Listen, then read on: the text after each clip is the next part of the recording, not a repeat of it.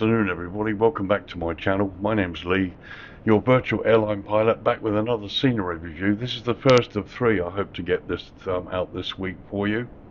Where are we? Well, we're in Spain, in southern Europe, and this is Murcia-Corvera International Airport in Spain, Lima Echo Mike India. This is a payware scenery by FlyX Simulations, and you're looking at version 1, the release version for Flight Simulator 2020. It's also available for 2024. I believe it's a separate version, a separate download, but that's available as well. This download comes in at 693 meg and it installs at 1.38 gig. The scenery is currently only available from AnyBuilds. I can't find it anywhere else, so I'll give you their price. It's €16.96, which equates to roughly $19.13 US, or £14.39 UK. The US and the Euro prices are estimates taken from the UK pound, and they include tax or VAT at 20%, which of course could vary depending on where you are. I haven't seen Murcia done by anybody else. I believe there's a freeware, but actually just briefly looking at this before we started this review, this one isn't too bad. It's fully featured. It really is quite impressive. So that said, let's have a look at the features. So features: high quality detailed airport buildings, custom PBR ground textures, custom ground markings, extensive terminal interior. They've got custom cars. There's also a custom GSX profile included in this download. Now obviously when you get it from AnyBuilds, you'll get it from via the Any manager, and basically that installs the scenery, and you get the option to install the GSX profile as well should you wish to use it. So it's a really fully featured scenery, really quite impressive. We're also going to be looking at a new livery here, something I discovered. The airline is BINTER CANARIAS, and the livery's on the PMDG Boeing 737-800 blended wing version. Now it's a fictional, the livery is actually correct, but the livery existed originally on a Boeing 737-400 from 2008, and I have confirmed that. But this repaint has obviously been put onto the 800, and I think it looks pretty impressive. And it's by a painter called Jan T73, and I'll put the link in the description below. So let's have a look at this aircraft close up. Okay, so here we are. It's the PMDG Boeing 737-800, the blended wing version, and in the livery of BINTER CANARIAS, one of the airlines that still operates into Murcia on a seasonal basis. This is the 737-800 by PMDG, repainted by Jan T73. And as I said in the features list, this livery originally existed on a Boeing 737-400 from 2008, which this airline owned or operated for a while. So the link for this is in the description below if it's something you're interested in. Lots of features. It's painted in 8K resolution, so it's a very impressive livery, I think. Let's have a close-up look at this aircraft. So here we're looking at the tail. As you can see, I mean, there's an awful lot of detail to this livery, and the repaint I think is excellent considering the amount of detail that's needed. So as we travel along here towards the front of the aircraft, I mean, it's really quite incredible here. And here, as we get close up to the engine, you can see all the detail that's still been available on this. Despite the amount of paint and livery that's gone on the aircraft, you're still able to see some of the warning signs and bits and pieces around the aircraft. This is a very impressive repaint. And once again, we look at the front of the aircraft. The only sort of, I mean, I don't know if it's an error or whatever, the only anomaly I can see here is the pitot tube is facing the wrong way. It should be facing this way into the airflow. But I don't know whether that's a model issue or a repaint issue. I don't know. But the repaint is, I mean, I'm really impressed with it. And again, you look at the detail on the wheels. The undercarriage looks very good. And as you can see, we spawned direct from the menu. We're just behind the 738 marker, so that's not too bad really. And once again, looking on the starboard side, again with all the wonderful paint jobs, you still get the details on the door, the emergency things here on the door, which is really good. And here, the static vent, you've got the signage. Here's the cargo door. It's lovely. So once again, looking at the starboard side for a little bit higher up here, you can see the wing detail and the overwing exits here for passengers getting out using that emergency exit. It's a really lovely paint job. So let's go inside and see what, if anything, has been done to the interior. So just looking forward, I mean, the interior appears to be standard. I don't think anything's been added inside, but we'll have a look anyway. So here's the L1 door on the port side, and there to the right you've got the door to the flight deck. So here, looking inside, what you can see is we do have a two-class cabin. Here you've got business class. Here are the separators, and the seats obviously are different. And then as you go back, you've got economy class here. So there, looking forward of a business class, and you've got these things behind the seats. Again, I think these are standard on the PMDG. They're not airline specific as such. And here we are looking through the economy forward section, just forward of the wing. Again, it looks quite normal, and you've got the emergency signs and other bits and pieces in the racks behind the seats. So this is where the overwing exit would be, which doesn't seem to be properly modelled. You've just got these what look like handles here, but the exits themselves aren't modelled as such. And the same on the port side. So again, looking at the rear, you've got the rear galley and the two lavatories either side. So interior wise, it's perfectly acceptable. I just don't think anything really has been added in terms of repaint. So there you are, folks. It's a repaint of the PMDG 737-800 blended wing version, painted in the colours of the airline BINTER CANARIAS, which is a visitor to this airport. The repaint is by Jan CT73. I'll put the link to this file in the description below if it's something you're interested in. I think the livery is really impressive.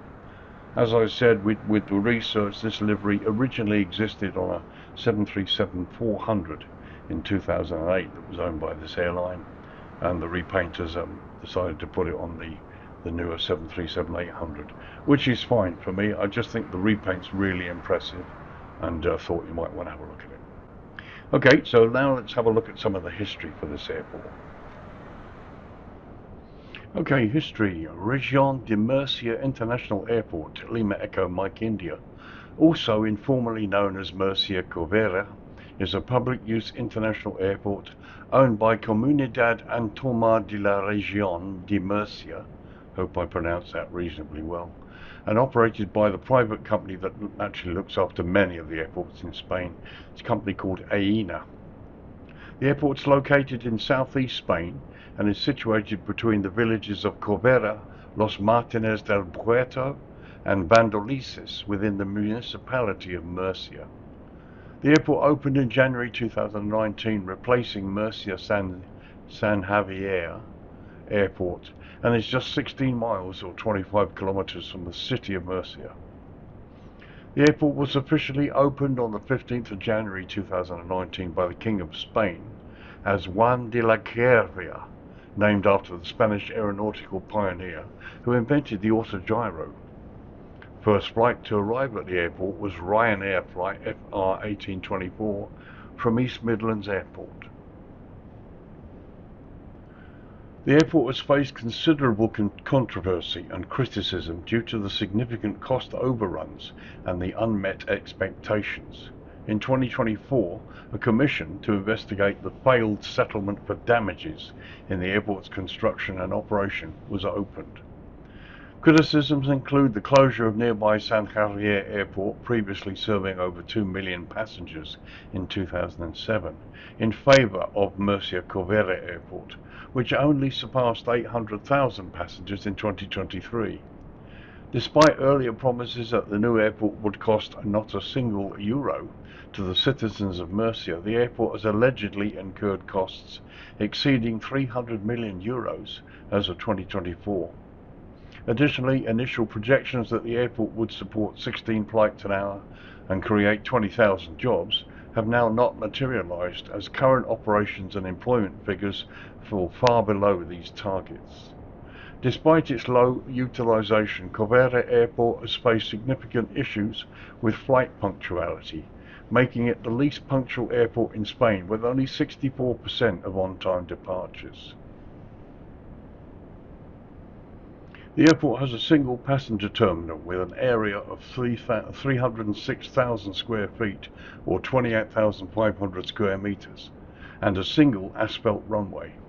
The airport's initial capacity is projected to be over 3 million passengers, along with some 23,000 aircraft movements per year, with options for an increase to 5 million passengers. The terminal has 9 boarding gates, 25 check-in desks and 4 baggage reclaim belts. Some 7 airlines operate into and out of this airport, including Air Arabia, BINTER CANARIAS, EasyJet, Ryanair and SmartWings, some of these on a seasonal basis. So there you are, folks, some history for you. To be honest, I never realised that there was so much controversy around this airport. But, you know, these days it seems to be doing reasonably well. It was, like many places, it was hit badly when the COVID pandemic broke out. But it's doing reasonably well at the moment, and obviously it remains to be seen what sort of a summer it has this year. This is 2025, and the date of this video is the 5th of May 2025. So yeah, the scenery itself looks quite impressive. The area around it looks pretty good, and you've got mountainous regions as well. This could be quite an interesting place to land at. Okay, so that's the history. Let's look at the runway situation here and the navigational aids and the approach options you've got. Okay, here we are then, runways and navigational aids. As was mentioned earlier, Murcia-Corvera Airport operates a single runway 2305, measuring 9,843 feet or 3,000 meters, and is constructed from asphalt. The airport lies at an elevation of 644 feet or 196 meters and sits within the GMT UTC plus 1 hour time zone. Now, Spain does indeed observe daylight saving time like much of Europe, DST, and so with both Spain and the UK on their respective summer times, the airport now remains an hour ahead of the UK. So runway 2305, we're looking down the throat of it now. Both ends of this runway feature high intensity runway lighting, high intensity airfield lighting system and precision approach path indicators on both sides. The approach lighting is also on the chart, so this is all correct. In fact, it's absolutely fine. You've got the high intensity lighting, PAPI's on both sides. The only thing that's been added here is the center line, and there's no center line mentioned on the chart, but again, I'm not really going to complain about that. It's a minor detail really. Everything else is correct, and as you can see, the approach lighting system is here too. So approaches for runway 23, you have a standard instrument landing system, you've got a localizer approach option and a VOR approach option. And this runway also features a high intensity taxiway and runway lighting system, and it's usually to be found on the Bravo exit, which is further up here. Okay, so let's go have a look at the other end, 05. So just before we go to the other end to look at 05, here's the high-speed exit, and you have some sort of lighting here as well. You've got the lead-in lights to exit off the runway. The only thing about this, it's not available to Class E aircraft, so if you're a heavy jet, wide-bodied jet, in the Class E category, you can't use this high-speed exit. So here we are looking down the slope to runway 05, the other end. Again, you've got the high-intensity lighting, PAPI's on both sides, and you've got the approach lighting as per the chart as well. And as I've said, you've got a center line added in the scenery, which is perfectly acceptable. But yeah, it's not on the charts. But no problem with that at all, really. Approaches for runway 05, you really only have one. There's a VOR approach option. No instrument landing system at this end of the runway. So this is pretty much correct. The only thing they've added or left in is the center line, which isn't shown on the charts. But no, it looks fine to me. It's very, very nice. No problem with it at all. So no jetways at this airport, so let's get down to the airport proper and have a look round and see what we're presented with in this scenery.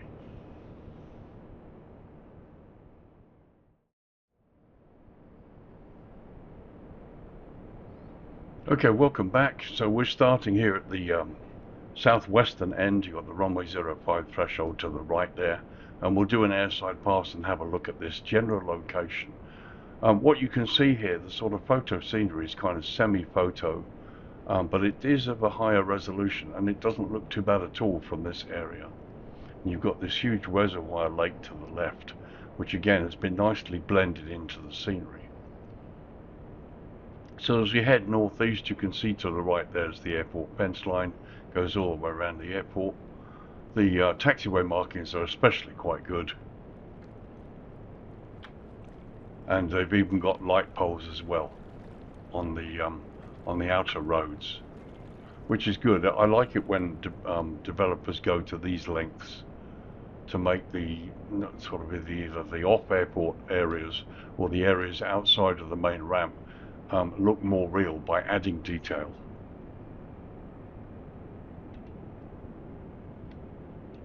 So here we're coming across the main ramp. You have the fuel farm to the left there we've just passed.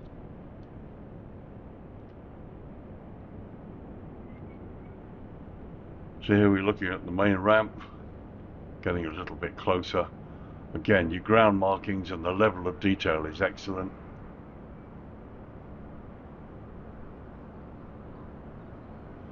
And if I get the chance, I'll try to show you a clip from with GSX working, because the passengers do actually come down those ramps and walk out to the aircraft and go up the stairs, which is really quite impressive. The GSX profile seems to work really well. But there you can see detail, you can see inside the terminal, which we will look at in due course. But the airside road looks pretty good. It would have been nice to see a bit more in terms of traffic. But I like it. I like it quite a lot. The trees also make a good impression. So we're coming out to the control tower in the far northeast corner.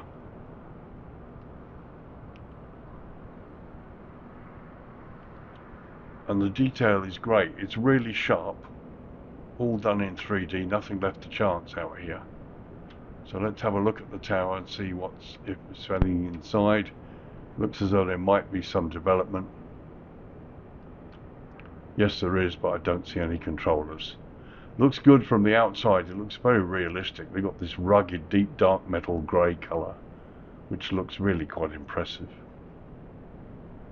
So here we are inside the control tower. Nice modelling, no real problems at all. It looks okay, just no controllers. Would have been nice to have somebody sitting in here. But once again, this is as far as the developer wanted to go. And it's simple enough, but it works fine.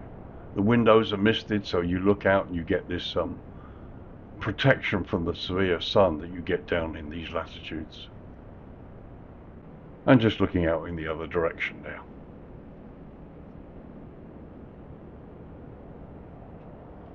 So while we're here, let's just head out to the runway, see if we can find some signage and have a look at that. Here you can see the fence line, all properly done. It's all correct with the crank neck and the razor wire on the top.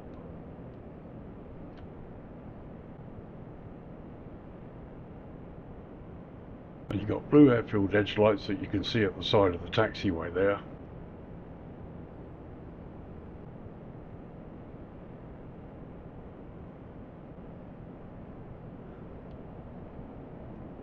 So this, I presume, is the fire entry point where the fire service would use. It's a small road because there's no signage onto the runway. So the runway profile looks pretty realistic. You can see there's a slight dip there in the other end. And again there. And one of the signs there, it's on plinths, all looks pretty good. It is nice when they do it this way and they don't just shove them in the ground. It looks so much better. And the same there on the other side. So here's the approach to runway 05 threshold, and again you've got the required red signs here at holding point Alpha 2, which again all look pretty impressive. So this is the far northeastern corner of the scenery, which extends quite a way out. And again, I'm pleased that they've done this. I mean, okay, you've got the 2-3 threshold over here, but all of this fits in really quite nice. So let's head in and have a look at Landside. There to the right you've got the huge solar farm, which is another feature of this airport. And here you've got this Landside road, all of these lights. Be interesting to see what it looks like in the nighttime hours or the darkness hours, whether these are all properly lit up or not. And once again, the foliage and the fauna makes a big difference to the way the airport looks, certainly in terms of ambience. So you've got buses and everything there to the right. And the covered car park, which you would expect, of course, given the heat and temperatures they sort of get out here in the summertime.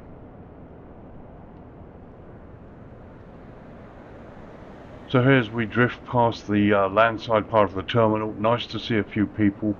Would have been nice also to see a few cars, a few taxis that pull up and drop people off.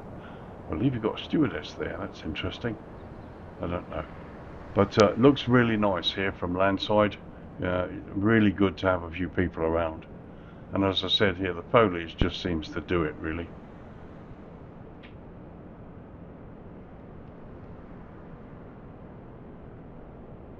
We continue the tour. It just looks nice. It looks pristine and it looks like it's been well put together. Here's the fuel farm area.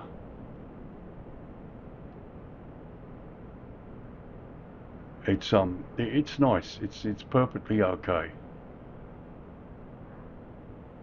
But despite the Landside passengers, it still looks a little bit lifeless. Okay, so a close-up look at the stand, which is what you guys are really interested in. Here we are on stand 6. As you can see, you've got the ground markings for the different aircraft. I spawned from the menu and we've come a little bit further forward, but all apart from that, no real problems really. Here's a view from the flight deck, and there you can see passengers inside the terminal. This is what you'll see when you pull up on stand 6. I'm just looking out of the captain's window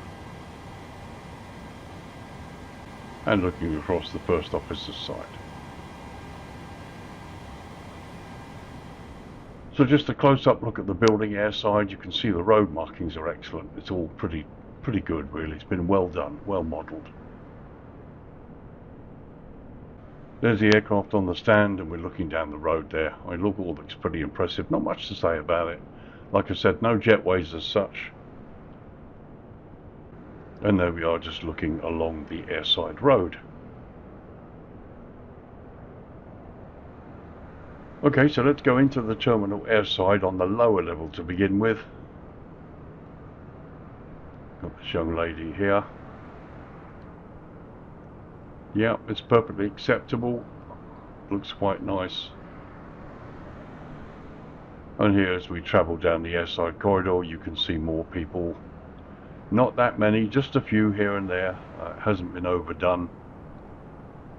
Probably just enough to sort of satisfy you depending where you park your aircraft. But internally, the modelling is fine, perfectly acceptable.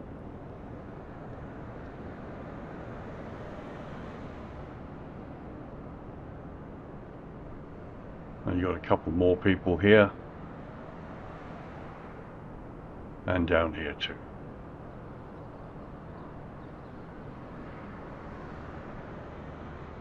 Okay, so this time let's go into the upper lounge area.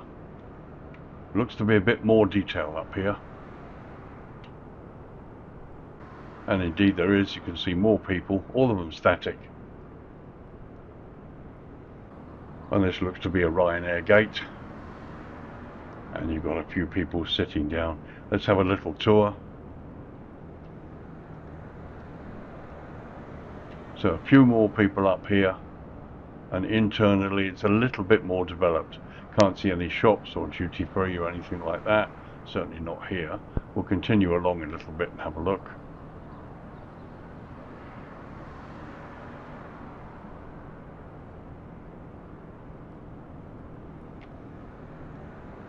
Yeah, I mean, airside is perfectly acceptable. No more than that. They've done just enough to sort of satisfy your curiosity as such. So I'm assuming this would be landside. I don't know if it is. There's no security check. So you've got what looks like a restaurant area, and you've got some more shops and stuff. Actually, this might still be airside. I'm not sure. Those look like the sort of shops you might have. Right, so there's the security check. So you would come from the other side of the building through security into this area, which is airside. And just an overview, yeah, it looks quite impressive. So let's go through and see if we can get to landside from here. So this would be landside. You'd queue up for security and go into the area we've just looked at. So again, you've got a few people here and there.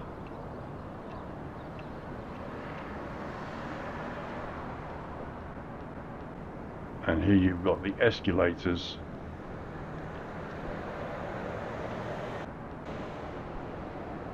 Which would take you down to landside and check-in. So once again, we've got a few people, all nicely modelled. Here's check-in.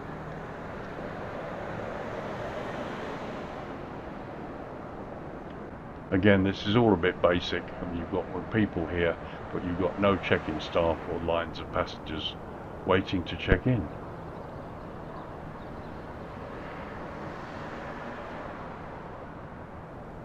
But you do have this nice touch with the revolving doors. You don't see this in too many sceneries, but it's nicely done. Let's go out to landside through the revolving doors.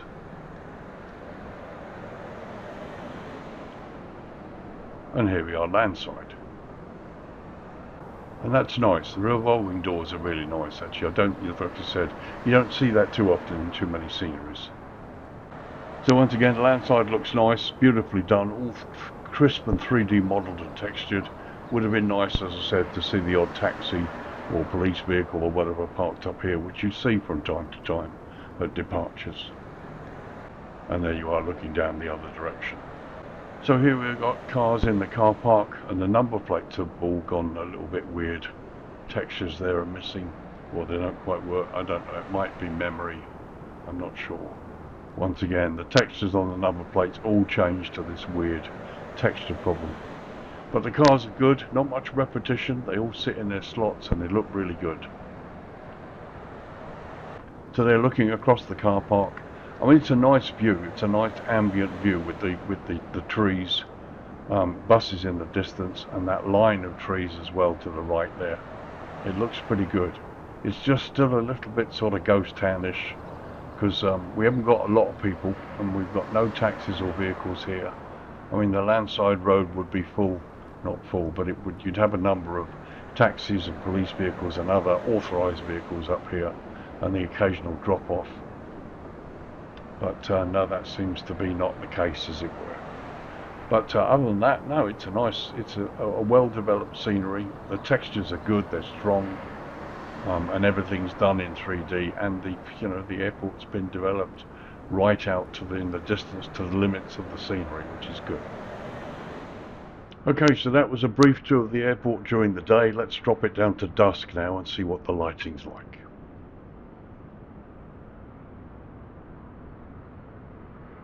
Okay, 5 minutes to 9 in the evening, and as I said previously, it's the 5th of May 2025 is the date of this video. Lights came on about 1 minute ago, and here we can see, looking across to airside from landside, a lovely signage there, some subtle lighting. I can't see any globes. Pretty much it appears to be all of the onboard lighting is being provided by the poles, which is just as it should be. Once again, you've got street lamps sort of here, and they're lit as well. Here you can see lighting underneath the car park, which gives you the glow under there, which is correct. You don't see that too often either. That's a nice touch.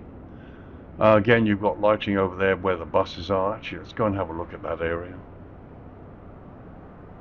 So there you can see various buses. These are the sort of tour buses that bring people into the airport or large parties.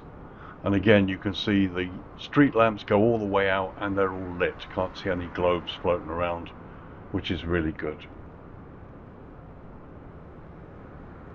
So there's a view looking across to the terminal landside, and it also there gives you a good idea to show you the lighting underneath the car park, which looks great.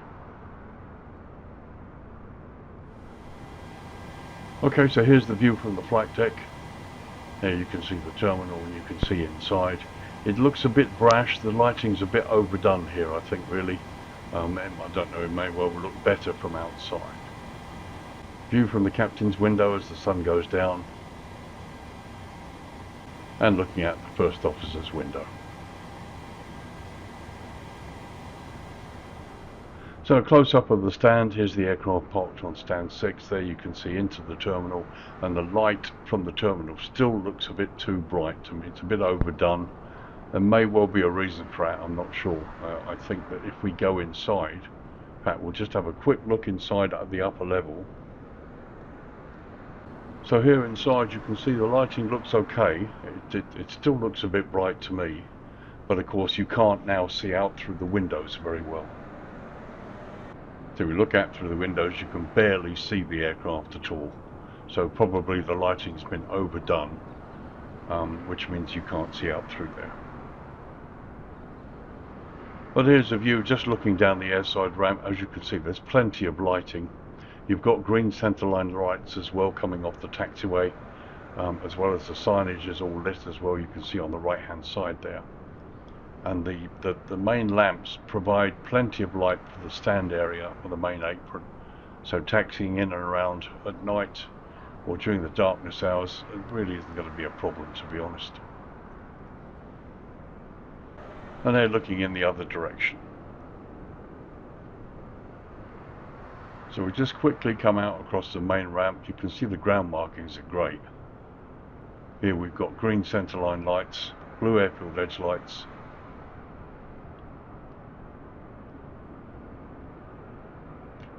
and then you come out to the taxiway here, and there you can see the signage is all nicely lit. Yeah, getting in and around the airport on and off the apron's not going to be a problem at all, really. It all looks pretty impressive.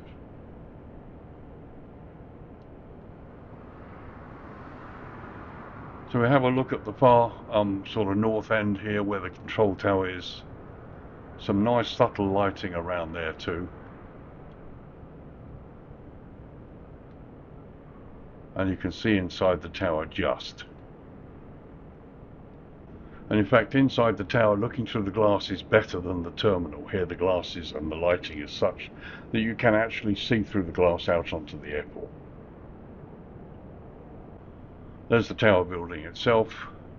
Once again, we're missing the red light on the top here. There's a mandatory red light that's an international requirement on top of all control towers or any structure over 300 feet. There should be a red flashing light on there, but that's missing. But again, a minor detail. If the developer chooses to do an update, then that might work out. Okay, so little tour landside. Again, all properly lit by the appropriate lights. And it looks nice, it really does.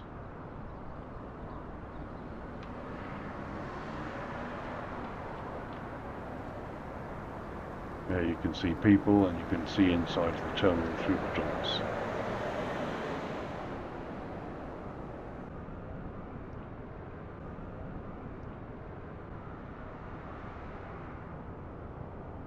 And coming out to the other end here, there you've got the fuel farm.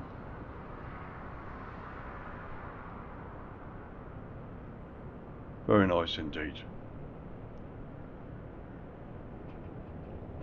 Okay, so that was the airport at dusk. Let's drop it down to night time now and see if there's any improvement in the lighting as such.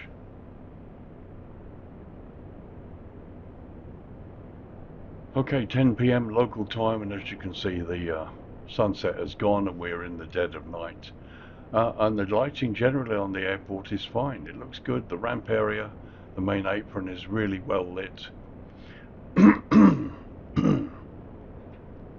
And maybe that's why this is so brash, is in order to spread the light right along the ramp. I don't know. But no, it looks fine. It looks okay. And there we're looking up the runway. As you can see, green centre line lights are on the taxiway. So coming in here at night time isn't really going to be an issue.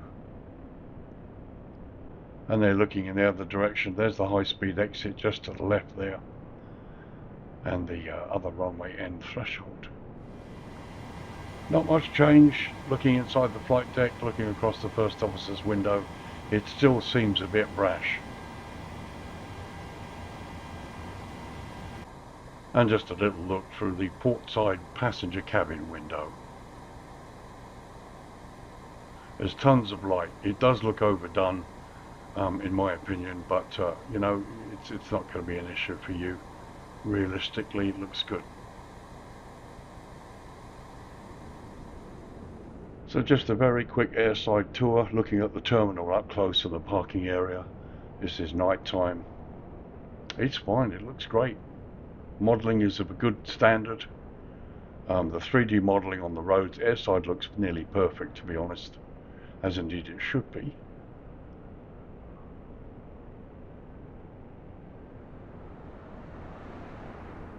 And landside looks the same. Very nice, plenty of lighting. Nice to see some people. Like I said, it would have been nice to see a few more people. Some families getting out of taxis waiting to go in. Nice to see the revolving doors, that's a nice touch. And yeah, not much to say about it really, it looks great. I'm not sure why we're getting these pink squares on the car number plates. It's a texture issue and it's on a lot of the cars, so I don't think it's my graphics card. There's maybe a texture missing. Not sure really.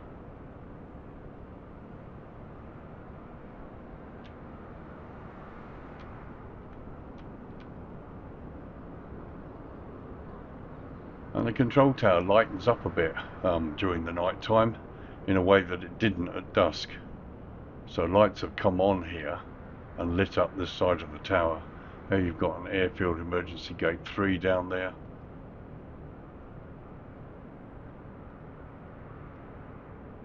And the tower looks better now that we've got some sort of lighting. Okay, so that was the airport at night time. Let's bring the dawn up. Hopefully I'm in the right position.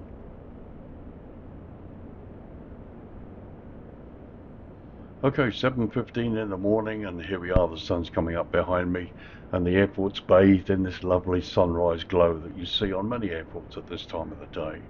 Mountains in the background. This is a nice location. It's another Spanish airport that could be fun to fly into here. Certainly there are some interesting approaches, and visually this could be a nice time of day to fly in here. Very, very nice. So there's runway 05 threshold in the distance there. You've got the lake to the right, more mountains in the distance there, and a couple of little structures here on the other side of the runway too. And there we're looking towards the east. You've got runway 23 threshold here, and the sun's coming up, which makes a beautiful view here. Very, very nice indeed. Okay, it's 8:15, just an hour later, time to wrap up the review and give you my thoughts. Do I like it? Yes, I do. Like I said, there's not much in the way of an airport for Murcia in terms of scenery. I believe there's a freeware, but certainly this is better than the freeware. It does supersede that, in my opinion. If you want Murcia Airport, you want the best version, currently this is it, certainly for flights in 2020. Be interesting to see what it looks like in 2024, whether they take advantage of some of the things that 2024 has that we don't have here. What do I like about it? It sits really well in the location. It's a good location. You can see they've made it fit pretty well. This all looks very, very nice, and it can be an interesting place to land at. The runways, taxiways, airside in general, beautifully done, all in 3D, very crisp and clear, lots of good texturing. Modelling is of a good quality, and nice to see some people, really nice to see some people. And yeah, you could have a nice trip in and out of here, especially at the low light times. It's another airport that comes to life a little bit more during the darkness hours. I think the lighting probably is a bit overdone with the terminal. Maybe it's something that's going to be revisited. But there really isn't much to say in terms of, you know, cons for this place. It's fine. I suppose if I had to sort of suggest anything, I would like to see more people. The interior of the terminal development could be a lot better. It's okay, but they've only chosen to go so far. Could be much better. They've got check-in desks, but they've got no staff behind them, and they've got no passengers queuing up to deposit their baggage. Airside looks a little bit bland. I don't see any duty-free shops, and a little restaurant area they've done. You know, it's all fairly basic. Nice to see it done, make no mistake, I like to see that done, but it's all basic. But for you pilots, everything you need is here. Airside is perfectly acceptable. It's good. The GSX profile works. And yeah, control tower could do with a couple of controllers and maybe a little bit more development, and they're missing the red emergency light on top of the control tower, which is a mandatory requirement. But these are all little things that the developer could choose to work on for a version 1.2, or maybe just as it is. What about the price? Yeah, price is about right. As I said, this airport is developed, but it's not it's not a Fly Tampa or Pyrig Dev company, but it's a good, really good version of the airport, with good, clear, crisp texturing. Sits really well in the location. All of this looks really good. It's not low resolution ground. It looks really good even from low level. So the price I think is about right, just under 17 euros. Just over $19 or just around £15. Remember, those prices include tax, and for you people in North America might be a little bit cheaper because your tax isn't 20%, might be a bit better. But no, it's a nice airport, and to be honest, you've got a nice 737-800 there with a very interesting livery, something I probably need to fly in here. But no, the airport's in good shape. Everything you need is there. Airside, landside could do with some work, but it still looks good. And yeah, I certainly believe it's about the right price. And yeah, if you want Murcia, this is currently the best version in my opinion. So there you are, folks. It's Murcia-Corvera International Airport in Spain, Lima Echo Mike India. A payware scenery by FlyX Simulations. And this is currently the release version 1 for the PC version of Flight Sim 2020, and you have a version available for 2024. Download comes in at 693 meg and installs at 1.38 gigs. It's available currently only from the AnyBuild store, not showing it on SimMarket or anywhere else yet, and it's priced at €16.96, which equates to roughly $19.13 US, or £14.39 UK. The US and the Euro prices are estimates taken from the UK pound and include VAT or tax at 20%, which of course may vary depending on your country of purchase wherever you live in the world. There we are, Murcia International Airport in the southern Spain. Yeah, I like it. Recommended. And anyway, if you've thought about this and whether or not to enjoy it or not, and whether or not to get it, I hope the review has helped you. There is at least one other review out there by another well-acclaimed and well-known reviewer who I watch a lot of the time as well, and hopefully I've touched on a few things that possibly they haven't. Anyway, thanks for watching, thanks for joining me, thank you for the support, all these people that watch my videos and take the time to comment. I'm very appreciative of that, and yeah, that's great. So guys, have a great week. I will see you in the next review. We've got a look where we're going to have a look at Seattle, which will be interesting because there was at least one other version that is now been taken down because the developer has faced some issues. Seattle also has been done by Asobo themselves. So let's see if MK Studios has done something really good. And we're also going to look at Norwich by UK 2000 Scenery, Gary Summons' latest offering, which he's very kindly sent me. It's another nice airport as well. So thanks for watching, guys. I'll see you in the next video. My name's Lee. Take care now. Bye bye.